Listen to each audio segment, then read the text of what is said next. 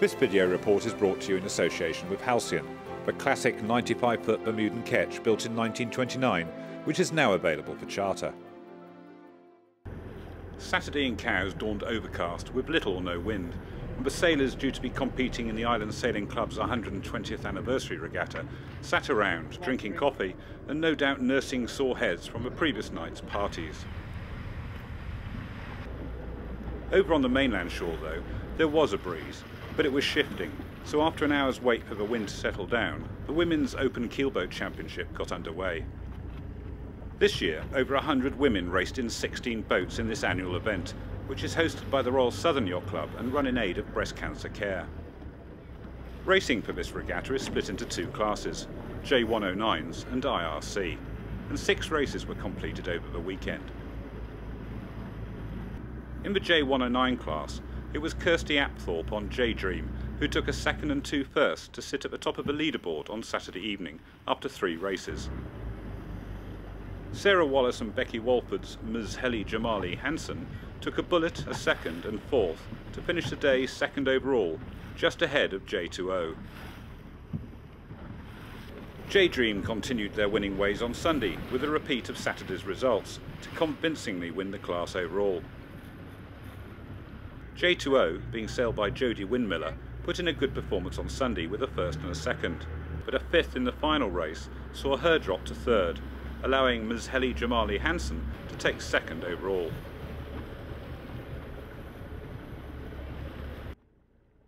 In the IRC class, it was last year's winner Louise Morton, sailing her quarter-tonner Espada, who wrapped up straight wins on Saturday to finish the day comfortably at the top of the leaderboard. Mary-Claude Hayes and Sally Pike, sailing Coppin Mew with JUK, were close on Espada's heels and scored consistent seconds in all 3 of Saturday's races. Sarah Allen, sailing with J80 Gill, was 3rd at the end of Saturday's racing, just 1 point ahead of Crackerjacks. Louise Morton continued her winning run on Sunday, and she finished the weekend with 6 straight wins to retain the championship title for another year. Coffin Mew with JUK kept close to Espada on Sunday to finish 2nd overall.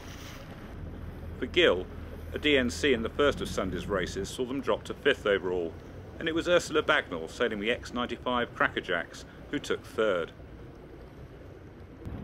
The Royal Thames Yacht Club were hosting racing for the Royal Thames Imperial Trophy this weekend, a match racing event held in Far 45s. With match racing, winning is often all in the start, and it was quite a sight to see these large boats dancing around each other in the run-up to each race to gain an important advantage over their opponents. Saturday's racing was organised as a round robin, where each boat races every other boat in a one-on-one competition. Races last about 20 minutes, and with 8 boats in the fleet, there were 28 races in total. The results from Saturday's races then form the ranking for Sunday's ladder tournament, where every match is crucial. Win a match and move up a rung of the ladder, lose and you drop down.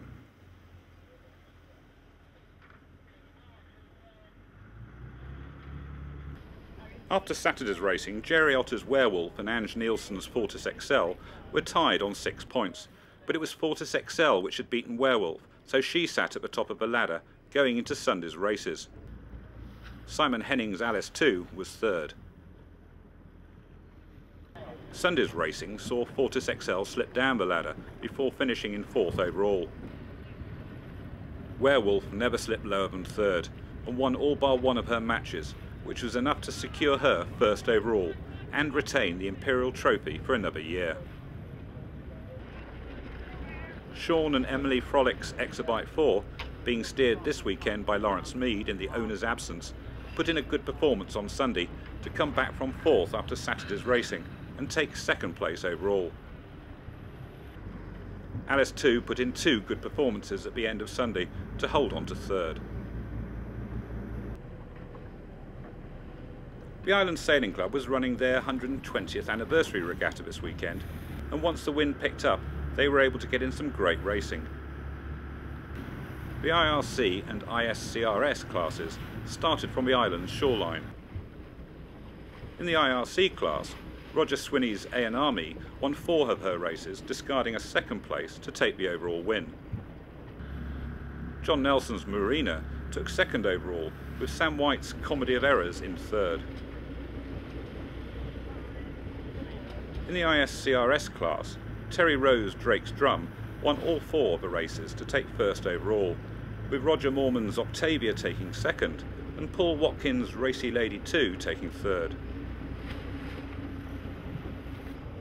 The X1 designs, which were also racing as part of the 120th anniversary regatta, started from a committee boat in the central Solent on Saturday. By 11:30 the wind had increased to a steady 9-knot breeze, and 16 X-boats took the line for the first of 3 races, with a course set near the Brambles Bank. Race officers hoped to get in a 4th race, but the shifting wind wasn't going to make it easy, and eventually the final race was abandoned. Strong performances on Saturday from Quest, Zoe, Ariel, Merlin, Calypso and Mischief made it clear that one of these boats was likely to win the class overall. On Sunday, they joined the other classes with 2 shoreline starts racing around the Cans. Quest, helmed by Tom Darcy, won both races to tie level on points with Peter Flanders and Mike Pascal's Zoe, but on countback it was Quest which took the overall win, and Zoe had to settle for second place. Hugh Devon's Ariel was third overall.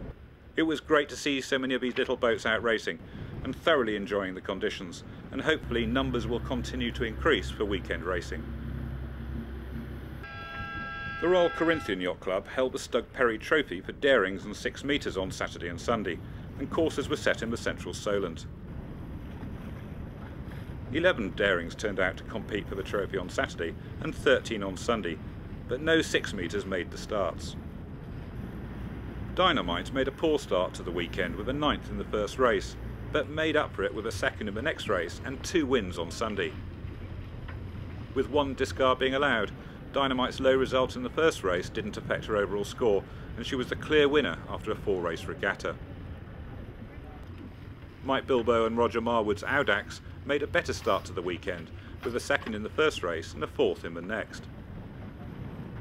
She scored the same results in Sunday's 2 races, and finished the weekend in 2nd, on countback from Peter Morton's Defender. The first event of the British University Sailing Association's Match Racing Tour was held in Osborne Bay at the weekend. This biannual event has been held for 50 years and sees America's best college sailors take on the best sailors from British universities. This year the Brits were determined to retain the title, which they've held since 2001. Racing was close and the teams were level at 2-all after 4 races. In the 5th race, the Americans struggled with their spinnaker, allowing the Brits, captained by Ed Shaw, a victory which took them into the lead. They went on to win the last race, to win the first event of the tour, 4-2. This week, up-and-coming Cowes sailor Ben Rogerson is setting off to sail around Britain and Ireland in his mini Transat, and we'll be bringing you a full report later in the week. And join us next week for the Swan European Regatta and the next round of the Red Funnel Cowes Keelboat Championship. This video report was brought to you in association with Halcyon, the classic 95-foot Bermudan ketch built in 1929, which is now available for charter.